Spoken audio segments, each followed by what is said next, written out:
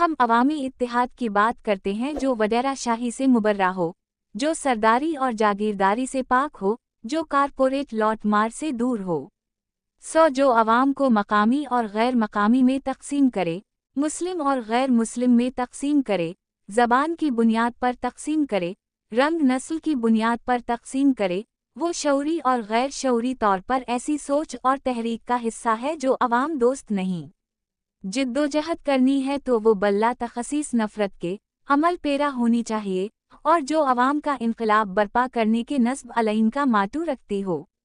دیکھ لیں کہ جب روس میں انقلاب آیا تو وہ سوویت یونین بنا جہاں مسلم، عیسائی کی نفرت نہ تھی، جہاں کوئی علاقے کی بنیاد پر تضاد یا ضد نہ تھی۔ مگر جب وہاں روشن خیال نظام ختم کیا گیا، جس کو ختم کرنے والوں میں خود روسی نفرت پھیلانے والے تو تھے ہی، مگر مغرب سامراج اصل محرک کی صورت میں عمل انگیز تھا،